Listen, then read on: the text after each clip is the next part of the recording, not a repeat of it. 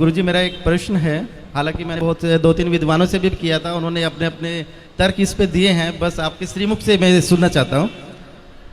कहते हैं कि हम सब एक भगवान की कठपुतली हैं, जैसे वो नचाते हैं हम नाचते चले जाते हैं।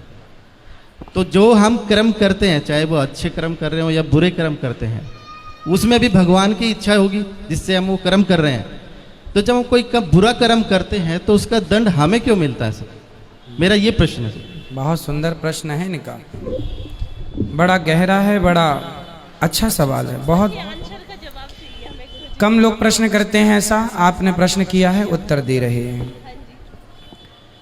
सारी काम भगवान करते हैं, कहते हैं ईश्वर की मर्जी के बिना पत्ता भी नहीं हिलता।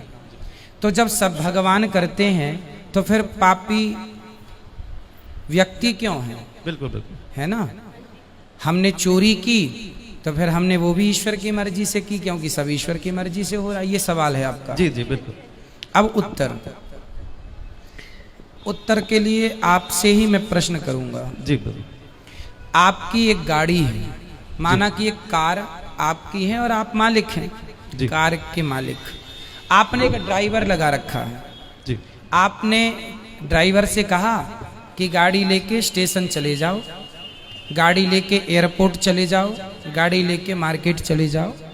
तो आप जो कहते हैं आपका ड्राइवर वहीं ले जाएगा गाड़ी। जी।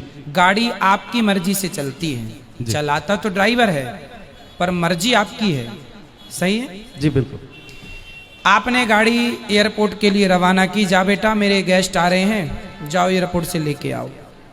ड्राइवर गाड़ी लेके चला, आपकी मर्जी से जा रहा है। जी जी। पर रास्ते में वो गाड़ी को किसी डिवाइडर से ठोक देता है, तो गाड़ी का एक्सीडेंट हो गया, गाड़ी का नुकसान हो गया, गाड़ी क्षतिग्रस्त हो गई।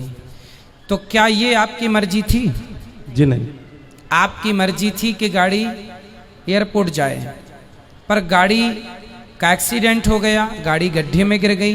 ये आपकी मर्जी नहीं थी, ये मर्जी नहीं थी, ये गलती थी। किसकी? आपकी नहीं, ड्राइवर की। हाँ या ना? जी। ड्राइवर के पास दोनों थे, एक्सीलेटर भी था और ब्रेक भी था। क्यों नहीं हिसाब से गाड़ी चलाया? क्यों डिवाइडर में ठोक दिया? आपकी गाड़ी आपकी मर्जी से चलती है, पर जब उसका नुकसान होता है तो वो आपकी मर्जी नहीं होती है ना, वो लापरवाही होती है। उसी प्रकार ये संसार भगवान की ओर से चल रहा है, मालिक भगवान है, हम लोग केवल ड्राइवर हैं। हमारे पास ईश्वर ने विवेक दे रखा है। आपको पता है कि आपको गुलाब की सैया पर तो सोना है, आप कहीं गुलाब होंगे तो आप जाके उस गुलाब के ऊपर बैठ भी सकते हैं, खड़े भी, पर कांटों का ढेर होगा तो आप नहीं खड़े होंगे। आपको पता है कि ये गुलाब है, ये कांटा है, आपको समझ है कि सही है, ये गलत है। जब आपको समझ है तो आपने अपनी समझदारी से अपने मन को रोका क्यों नहीं गलत काम से? ईश्वर की मर्जी से संसार चल रहा है, आप और हम सबकी मर्जी में ईश्वर की मर्जी है। पर हम जो गलत निर्णय लेते हैं उसके लिए ईश्वर ने हमें स्वतंत्र, गाड़ी आपकी है, मालिक आप हैं, लेकिन ब्रेक एक्सीलेटर आपने ड्राइवर को सौंप रखा, भाई जहां जरूरत पड़े दबाते रहना। उसी प्रकार ईश्वर ने भी हमें बुद्धि देके स्वतंत्र कर दिया है कि जहां जरूरत पड़े वहां अपने हित में अहित में सोच लेना। आपको कहा जाए कुएं में गिर जाओ, आप नहीं गिरेंगे, आपको पता है ये गलत है। तो आपको स्वयं को ईश्वर ने इतनी पावर दे रखी है। मालिक तो आप हैं गाड़ी के, लेकिन कुछ पावर ड्राइवर के पास भी है ना, ब्रेक एक्सीलेटर।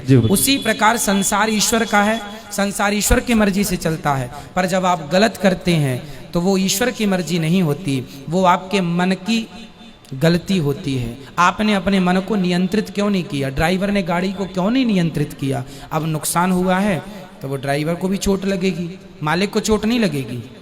भाई एक्सीडेंट हुआ है तो चोट, मालिक तो घर में बैठा है, मालिक तो परमात्मा है। अब तुम ही ड्राइवर हो तो तुम ही भोगो फिर।